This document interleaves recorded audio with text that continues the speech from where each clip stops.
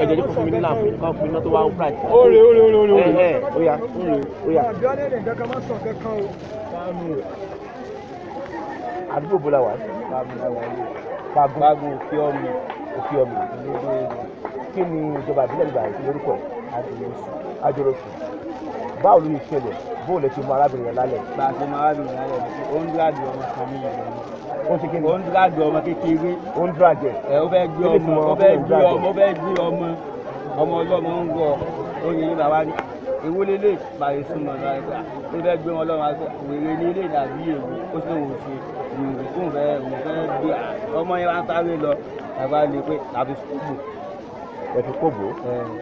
Ṣé security lẹ́yìn ni àbára àdúgbò? Àwọn security àwọn àjọpọ̀ ti ara. Ṣé ẹ wá pe security lẹ́yìn ìgbà yẹn àbí? Ẹ wá pe ọdẹ lẹ́yìn ìgbà yẹn? Bá a ṣe mú làwọn èèyàn súnmọ́ wa láti pe olórí ọdẹ àdúgbò. Nígbà tẹ wá mú kí ni kẹtẹ ṣe lẹ́yìn ìgbà yẹn? Bá a ṣe mú àfààní àwọn èèyàn lọ́wọ́ yẹn fọwọ́ kan. Ẹ fọwọ́ kan? Kí lẹ bá lọ́wọ́ ẹ̀?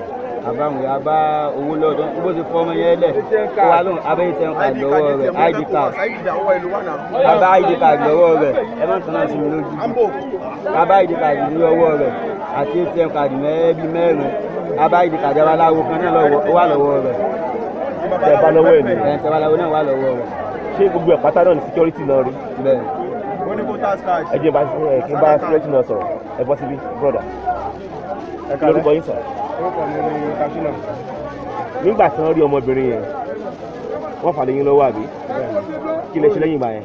Bí wọ́n ṣe fà lé mi lọ́wọ́ mo bẹ̀ ní kí àwọn landlord tó wà bẹ́ẹ̀ kan sì kí ọ̀rẹ́ pé kí n lọ pé alága zone sí ìlúdé lọ́ọ̀bù sí.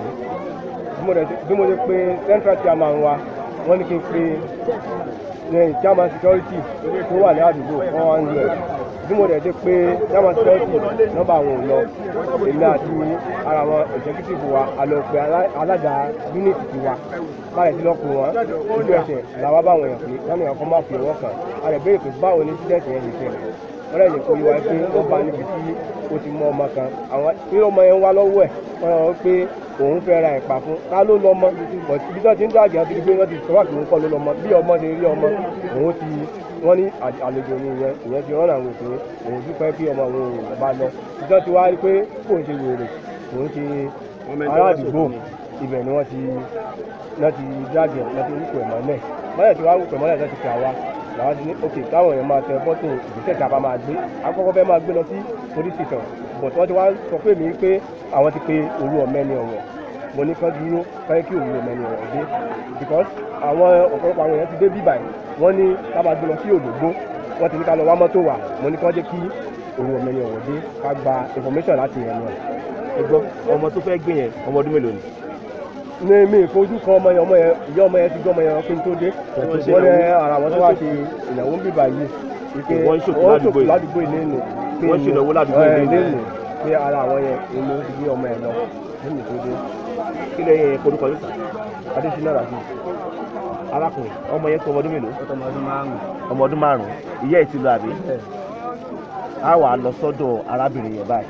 Kì í ṣe aládùúgbò. Arábìnrin tí ó fẹ́ jọmọ gbé yẹn àwọn nǹkan tó fẹ́ pé ẹ bá lọ́wọ́ ẹ̀ yẹn á ṣẹ̀ wá lọ wò ó sí bóyá bẹ́ẹ̀ ni àbí bẹ́ẹ̀ kọ́.